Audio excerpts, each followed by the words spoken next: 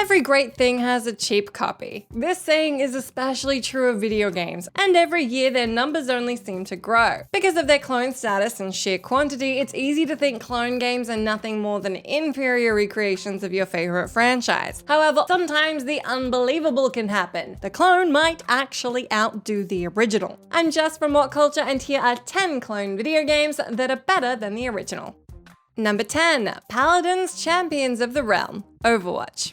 Paladins is as cloney as clone games get. The game was released by Hi-Rez Studio during the peak of Overwatch's popularity in 2016, sharing the same team-based FPS gameplay, similar art style, and even straight copies of classes and characters. However, although Paladins was a blatant ripoff back then, nowadays it's the superior version of the game it was copying. Why? Well, these days Overwatch possesses only a fraction of the greatness it once had, while Paladins only keeps improving. The many controversies Blizzard has faced in recent years, the company's questionable business practices, and its utter disregard for the fans' concerns have turned Overwatch, or rather Overwatch 2, into a live service mess, with lots of empty or broken promises and a palpable lack of innovation. Meanwhile, Paladins enjoys a steady player base that keeps coming back for frequent updates and new game modes that add refreshing changes to Paladins content. Not to mention the game is completely free to play, unlike Overwatch and its graveyard of half-empty servers. Too harsh?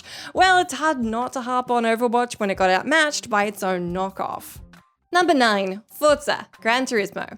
When it comes to racing games, no title is more classic and beloved than Gran Turismo. The series has been praised for its incredibly high level of detail and realism since its earliest days, earning fans among casual gamers and racing enthusiasts alike. However, like any other thing, over the years, Gran Turismo has gained plenty of competition, fighting for the spot of the #1 racing game. And one series in particular, Forza, might actually have managed to dethrone the Racing King some time ago. Though Gran Turismo games still maintain their ultra-realistic angle, after the release of Gran Turismo 4, the series has stopped innovating its gameplay. Each new title has featured the same handful of uninteresting game modes, with only a few tweaks and upgraded graphics, all while Forza kept improving its formula. The series features several different spin-offs that allow the players to get the racing game experience they want. Their motorsport games are tailored to realistic simulation fans, while Forza Horizon offers a more arcade-like open-world gameplay. In either case, Forza keeps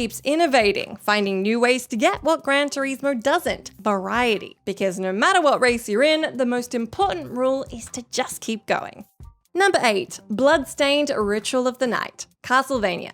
Bloodstained Ritual of the Night is a Kickstarter-funded Castlevania clone that's meant to be a spiritual successor to the original series, in particular, Castlevania Symphony of the Night. This said, some could argue Bloodstained's spiritual success is done a little too well, as it improves on pretty much every aspect of the games it's based on. Everything from gameplay to skills and even the art style completely trumps the accomplishments of the old Castlevania games. One of the major reasons for this is that Bloodstained was made by Castlevania's original producer, Koji Igarashi, who managed to keep his new project faithful to its source material while simultaneously finding ways in which to build upon its already established themes. The entire game is gorgeous, controls really well, and comes with its own original storyline that brings a nice, refreshing twist to the old Castlevania lore. If you're a huge fan of Castlevania and Metroidvania games in general, Bloodstained is a must-pick. The only problem is once you play one of the games in the series, you may never look at old Castlevania the same way. Number 7. Nioh, Dark Souls 3.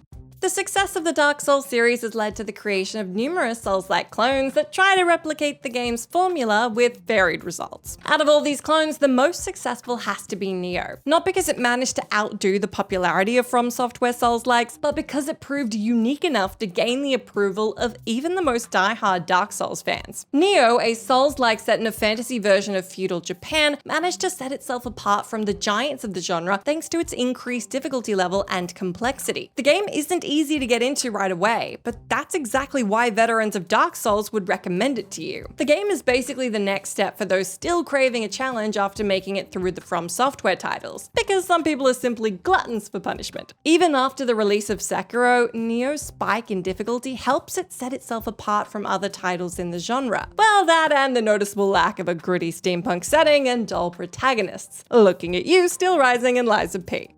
Number 6. Vermintide 2, Left 4 Dead. The curious thing about Left 4 Dead games is that they managed to create a brand new brilliant genre that, for some unknown reason, only a handful of titles have bothered to copy ever since their release. One of these exceptions is the Warhammer Vermintide series. In terms of their gameplay and premise, Vermintide games are just Left 4 Dead set in the dark fantasy world of Warhammer, and yet this small distinction allows Vermintide to spread its wings wider than its inspiration. The fantasy aspect of Vermintide expands the formula of Left 4 Dead with things like character classes, medieval weaponry, and magic that enriches the gameplay in a pretty significant way. The core fun of killing hordes of enemies is still there, but you get more weapons and skills to play with, as well as a leveling system with branching paths that make the gameplay more complex and interesting. Also, instead of zombies, you get gory giant rats with funny voices. That ought to be enough of an improvement as it is, but it's nice of the developers to include other new features as well. Number 5, Crash Team Racing, Mario Kart.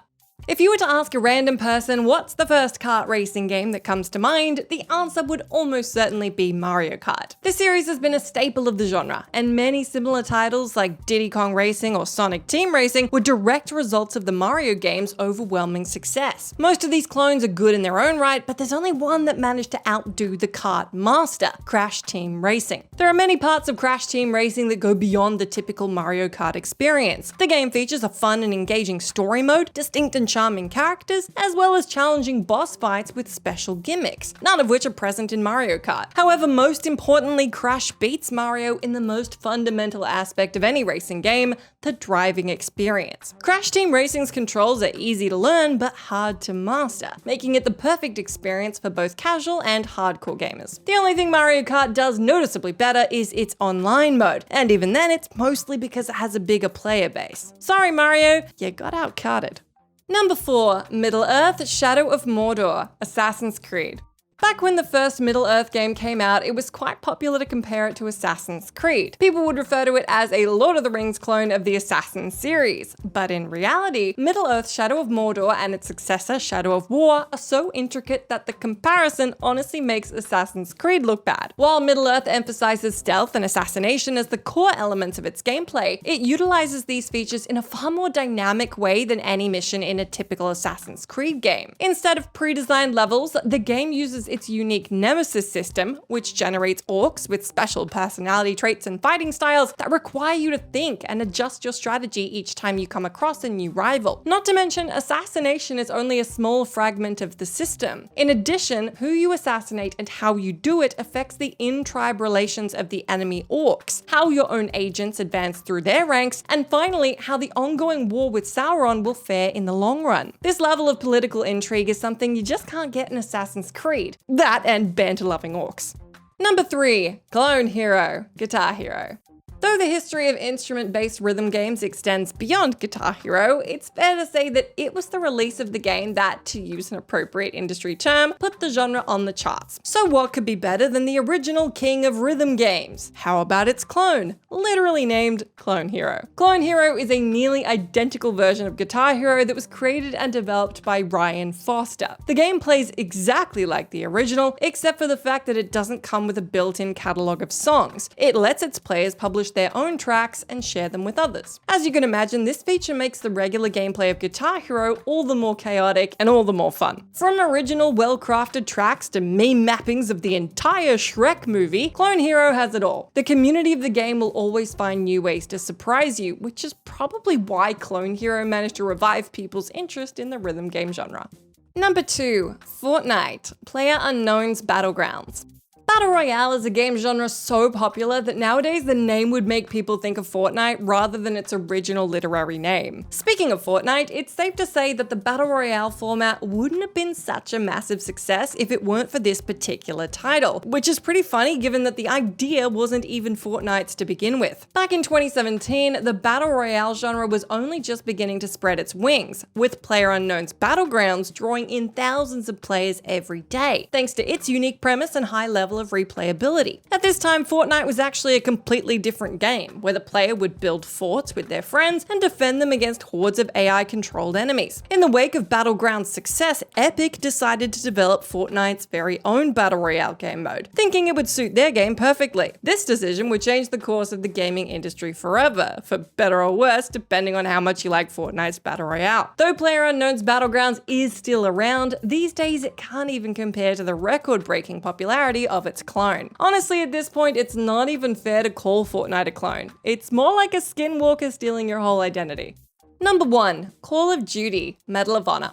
Given its massive fan base and global acclaim, it's hard to think that more than 2 decades ago, Call of Duty was considered a clone of Medal of Honor. Yes, one of the greatest champions of the first-person shooter industry started off as a lookalike of a far less popular franchise. The first Call of Duty game came out in 2003, about 4 years after Medal of Honor, and shared a lot of similarities with it. Both games were set during World War II and followed the battles of Allied soldiers, and they were even made by the same team of developers. It wasn't until its 4th installment that Call of Duty began to develop its own identity. The game started taking place in different time periods, including more cinematic cutscenes, and had greater rosters of weapons. And last but not least, they expanded on their multiplayer features, leading to a huge rise in Call of Duty's popularity. The FPS titan we all know and love today had rather humble beginnings, but thanks to its constant innovation, it became something far, far better. There's no stolen valor here, just a game that managed to outgrow its original inspiration.